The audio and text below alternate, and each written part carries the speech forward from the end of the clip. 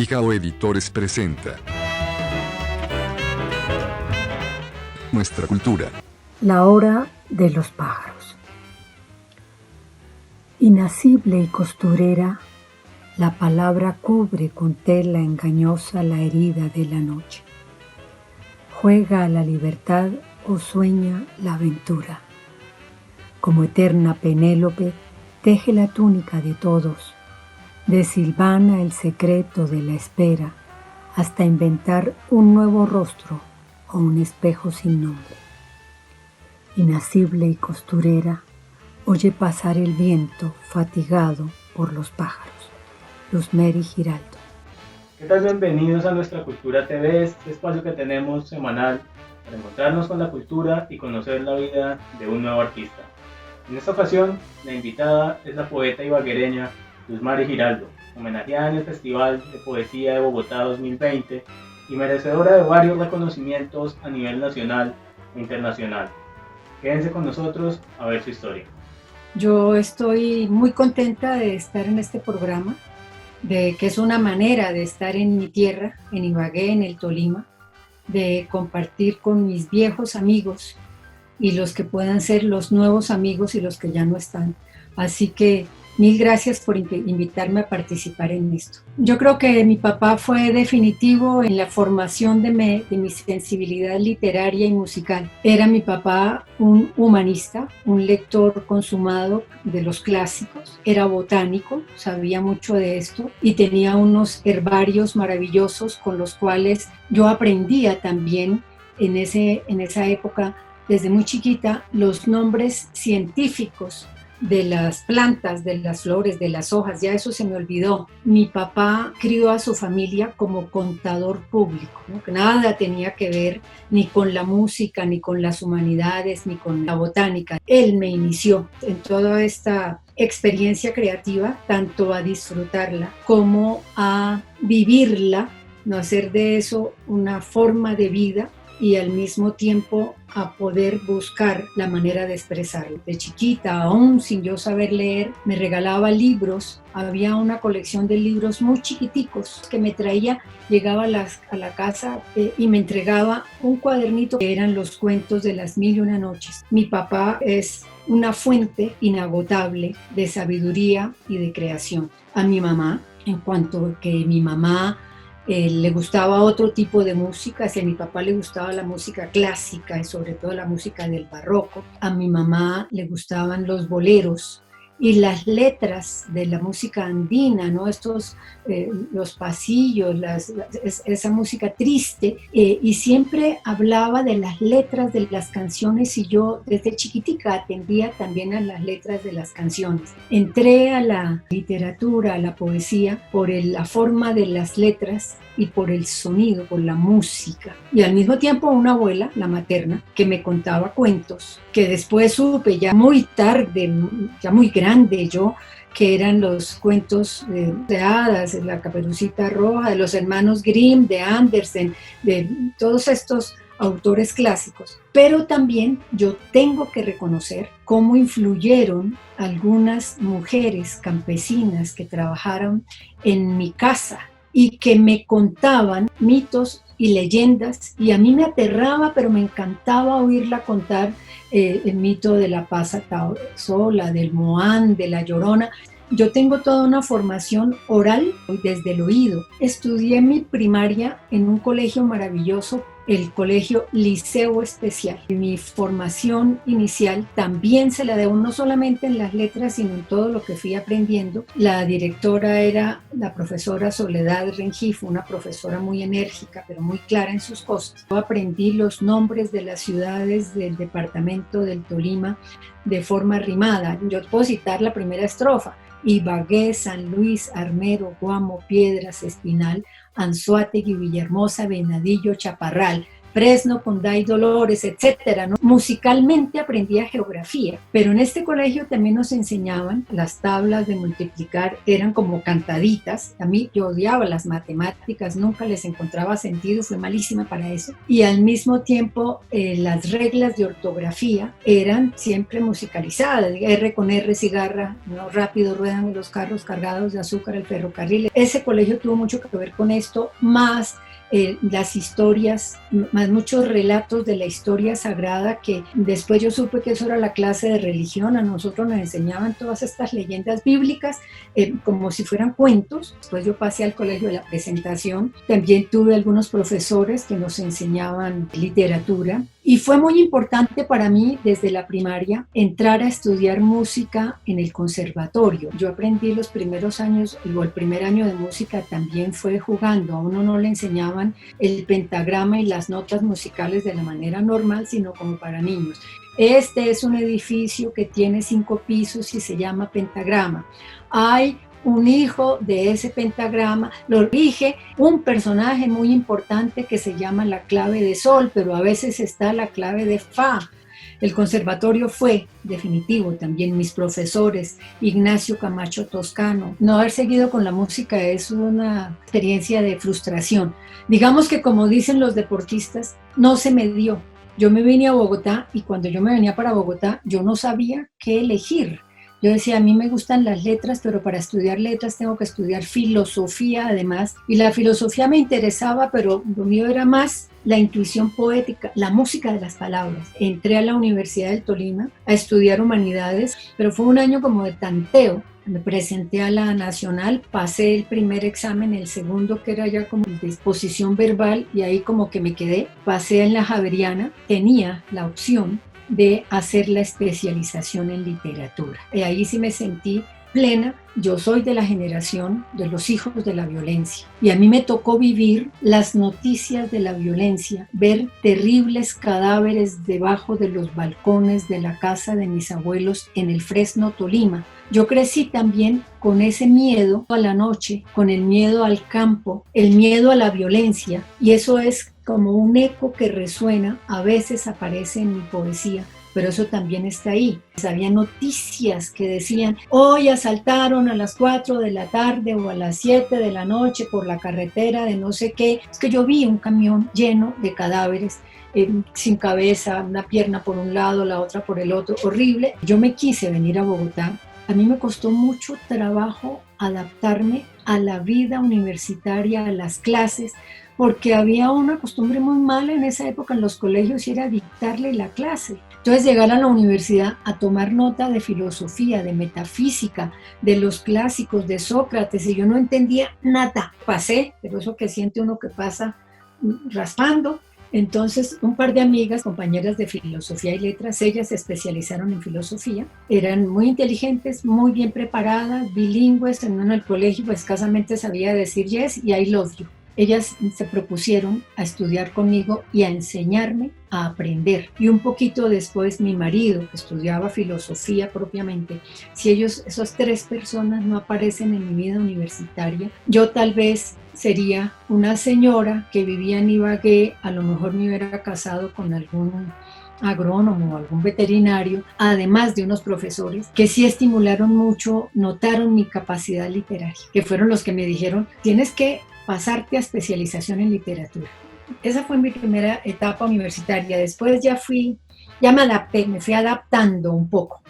Hubo realmente un momento que no tiene que ver con concurso, sino fue cuando mi profesor me pidió que le mostrara poemas míos y él empezó a sacar y me dijo, con esto armas un bello libro, que fue mi primer libro, que curiosamente, fíjate, me lo publicó Cafastía. Ese librito me hizo tomar la verdadera decisión de concentrarme en la poesía. Después llegó a la Universidad Javeriana Jorge Eliezer Pardo. como estudiante. Yo ya era una profesora joven, muy recién egresada. La Javeriana me vinculó tan pronto terminé y Jorge Eliezer me pidió unos poemas y después los publicó en otro libro, mi segundo libro, El Camino de los Sueños, publicado con el Instituto Tolimense de Cultura antes de que existiera Pijao. Pues yo ya empezaba a dictar charlas sobre literatura, me iba bien como profesora. Yo le tengo una enorme gratitud a los Pardo porque creyeron y me publicaron un segundo libro. Para mí ellos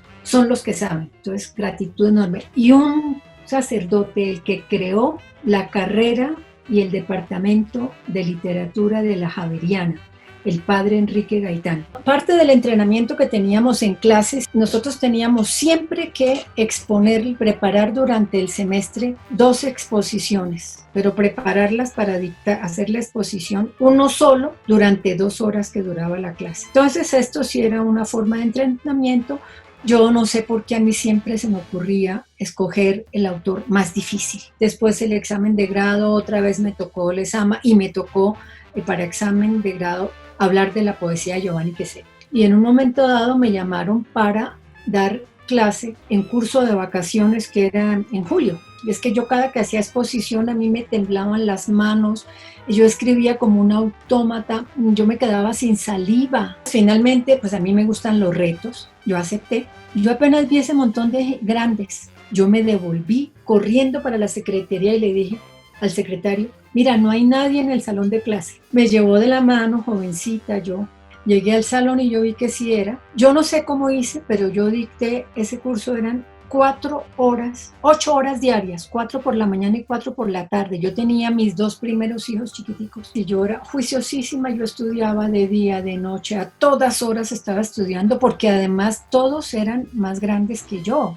El que menos tiempo de experiencia tenía, yo tenía 8 años como profesor y yo no tenía nada, ni un semestre, y esto peor, me fue muy bien.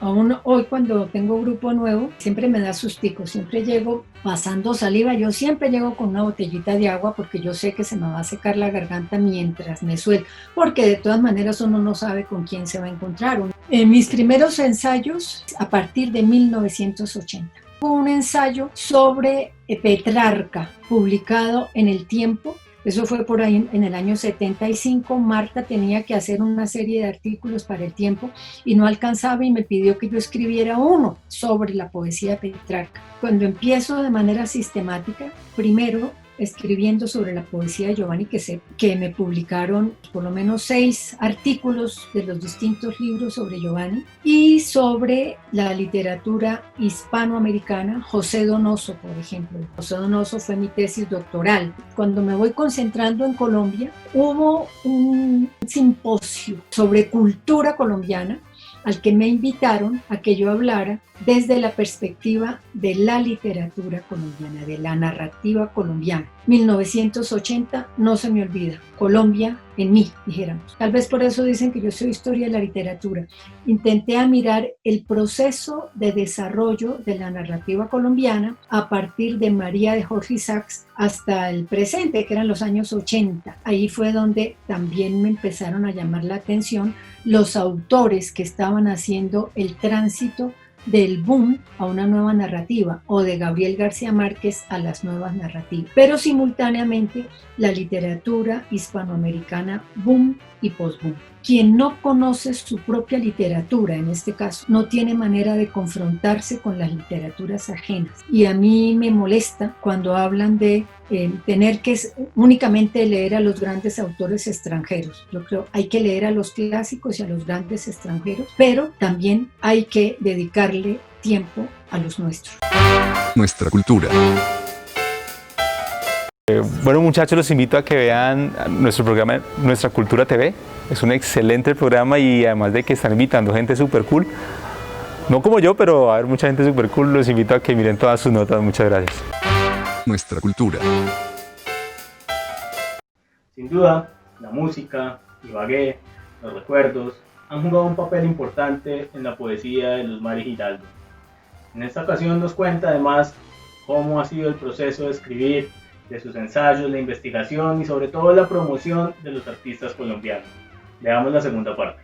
Casi todos esos artículos van a pasar a ser recogidos en libros. sobre Luis Fayad, sobre Germán Espinosa, Moreno Durán, Fanny Buitrago, Marvel Moreno, Parra Sandoval, Jorge Eliezer Pardo, muchos otros que son esa generación pasan a ser recogidos en libro o reelaborados en libro. Yo tengo alrededor de 20 libros publicados, un poquito más, entre poesía, ensayo, antologías de cuento o de ensayos sobre autores colombianos o antologías sobre poetas colombianos o iberoamericanos.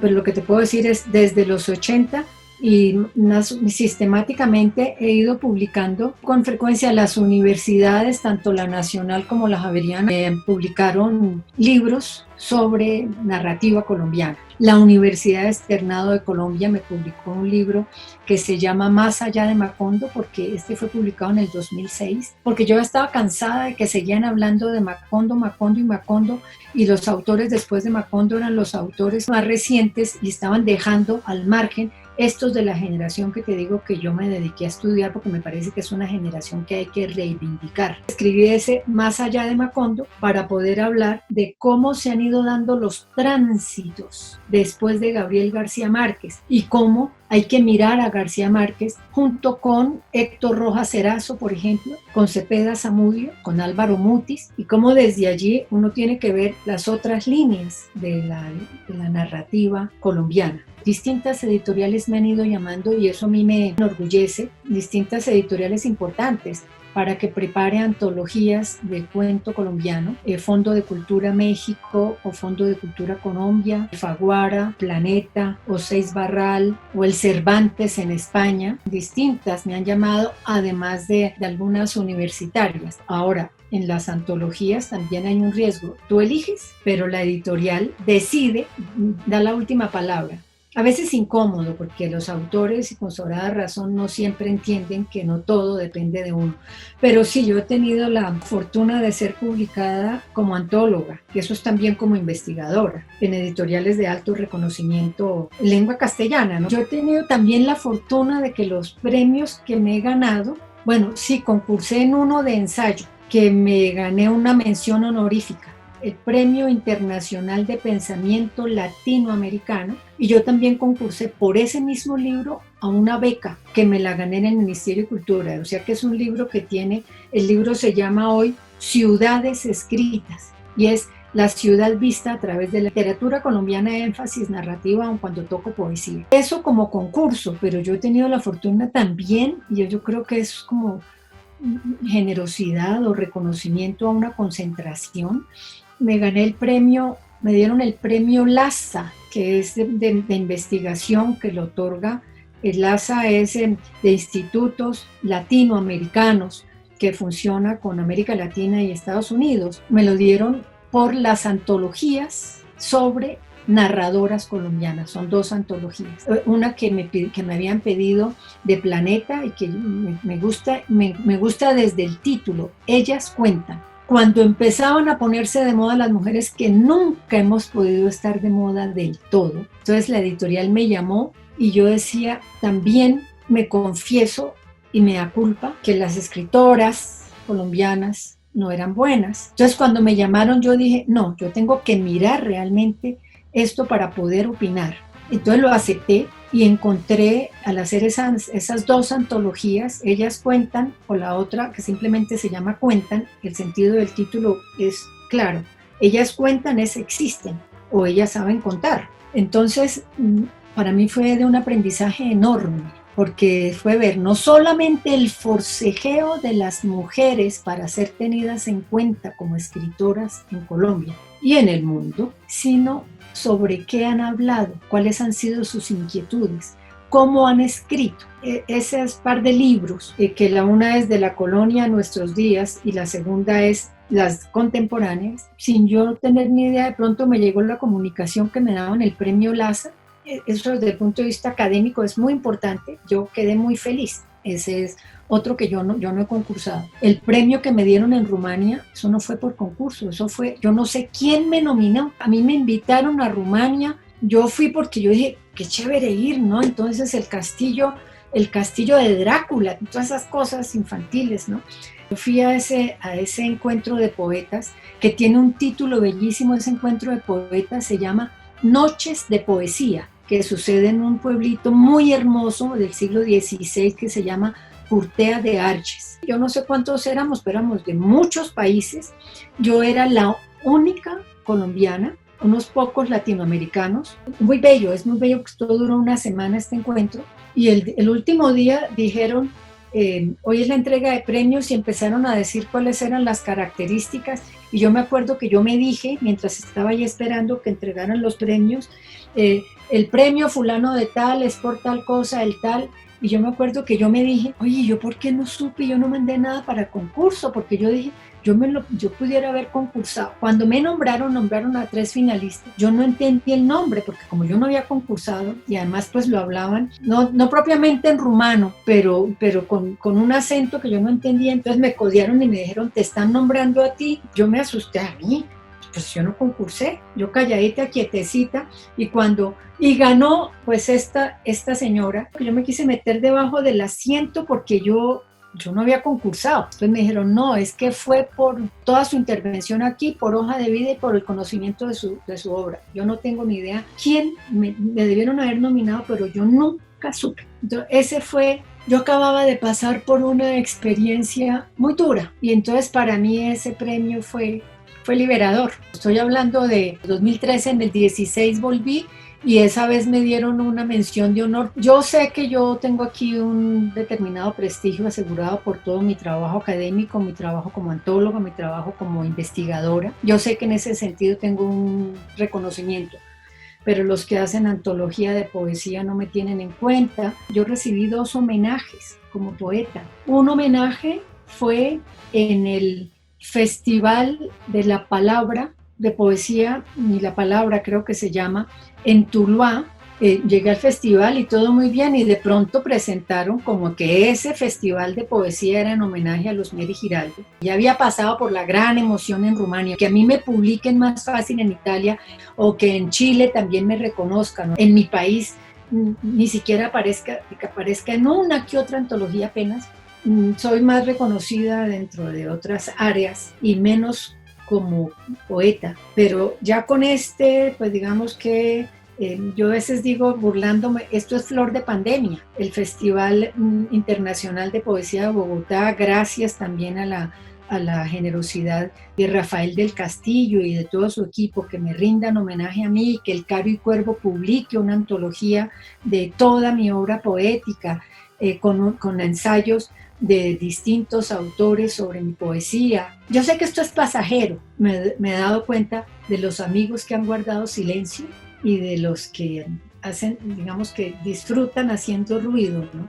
Es tan difícil publicar, sobre todo en poesía, que es en lo que estoy mucho más concentrada en este momento. Yo no me pensioné, sino me jubilé. He tenido la oportunidad de dedicarme mucho más a mi propia poesía y también a seguir leyendo, por supuesto. Tengo un par de libros, uno de esos que acaban de quedar de finalistas en un premio en Nápoles. Quiero mirar a ver si lo publico. Mi idea es seguir escribiendo, seguir leyendo y seguir trabajando en lo que desde hace tantos años hago, que es la divulgación de nuestros autores y autoras, poetas y narradores, y seguirlo haciendo, bien sea desde el ensayo o bien sea desde la docencia. Tengo la oportunidad de ser profesora que se llama en residencia en la Universidad Católica de Chile, y entonces cada tanto me invitan a dictar algún curso, y normalmente lo hago sobre autores colombianos, cursos breves de, digamos, un mes concentrado.